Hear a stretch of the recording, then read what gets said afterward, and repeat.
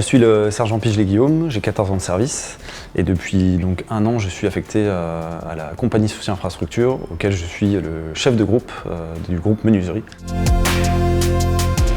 J'ai servi au centre de secours de Villecresnes pendant 3 ans, auquel j'ai été chargé du SDH, du sport et aussi donc du casernement.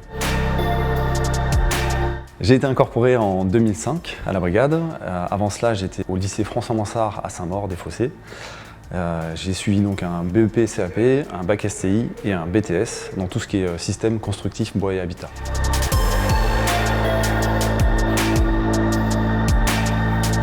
L'idée du PVO à Villecresnes a été en fait rajoutée sur notre plan de charge de travail à faire en réfection des PVO. Elle est née de mon CDU adjoint qui arrivait en même temps que moi à la compagnie et qui lui disposait d'idées et de compétences qui vient du régiment du génie. Avec ces idées et mon expérience opérationnelle au centre de secours est née en fait la réfection du meuble du PVO, basé sur un nouveau format qui est fait habituellement.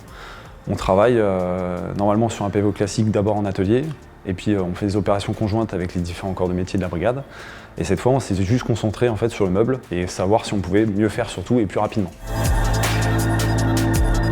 Donc ce meuble est basé sur le principe un peu de caisson de cuisine qu'on est venu en fait habiller avec des plans de travail en massif pour qu'il survive à l'activité opérationnelle du centre de secours et aussi pour lui rallonger en fait sa durée de vie et son côté fonctionnel.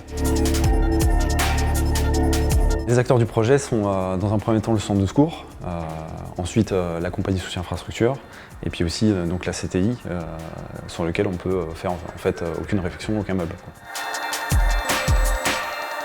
Je suis le caporal-chef Rémi Bourré, j'ai 9 ans de service et je sers à la compagnie télécommunications et informatique en tant que chef de chantier. Quand j'arrive au CS Villecresnes, je suis au courant du nouveau projet de la réfection du PVO. C'est un nouveau projet qui sera en test pendant une durée d'1 an. Le projet a débuté concrètement fin juin. En avance de ça, donc, des réflexions sur croquis, sur plan, notre fournisseur qui venait aussi nous livrer tout le matériel. Et une fois en fait, tout ça combiné, il a fallu donc attendre que le PVO soit débarrassé de toutes les installations électriques et de télécommunications pour que nous on puisse en fait démonter l'ancien meuble et ajouter celui qu'on est venu. Le challenge pour nous c'était en fait de faire un PVO juste pour la partie meuble en 1 semaine, tout compris. Donc nous, quand on arrive au CS Villecresnes, on intervient en 2 phases. Une première phase de 3 jours concernant le démontage et la réserve de nos éléments opérationnels. Ensuite, nous laissons la place à la CSI avec qui nous travaillons conjointement. Et nous revenons 1 semaine plus tard afin de remettre en place les éléments opérationnels. Pendant la durée des travaux, le bâti justement est mis en place dans la remise pendant une durée de 10 jours. À la fin des travaux, nous nous assurons que le matériel remis en place dans le PVO terminé est de nouveau opérationnel. Le projet du PVO de Villecresnes est en fait en test pour nous. C'est un projet nouveau qui va nécessiter une phase de test pendant 1 an. C'est un projet qu'on ne fait pas habituellement et qui va nous permettre de savoir à l'avenir si on est capable de faire des PVO plus rapidement ou de rester sur la fabrication traditionnelle. Personnellement, c'est extrêmement gratifiant puisque, ayant travaillé 3 ans ici, je connais un peu les contraintes, les besoins effectifs d'un PVO. Et aussi parce que mon passage maintenant donc dans le soutien me permet d'apporter réellement le besoin au plus juste en corrélation avec le centre de secours et ses besoins pour ce genre de projet.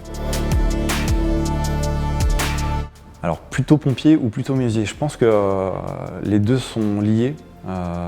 Le bois et le côté feu, bien souvent sur intervention et quand j'étais jeune en service, on nous demandait de dégarnir ou de faire attention à tout ce qui était structure bois. Et dans mes premières années où je suis rentré, je me suis vite aperçu qu'il y avait quand même une part de méconnaissance de certains de mes chefs qui me demandaient de faire des trucs qui n'étaient pas forcément nécessaires dans le bois, alors que tout simplement certaines poutres ou certaines résistances étaient complètement acceptables alors qu'il fallait les faire tomber ou pas. Voilà. Je ne jette pas la pierre à n'importe qui, je dis juste que je pense qu'on devrait inclure plus de formation métier dans le cursus pompier qui est malgré tout déjà bien chargé, mais plus de connaissances dans le bâtiment et connaissances techniques.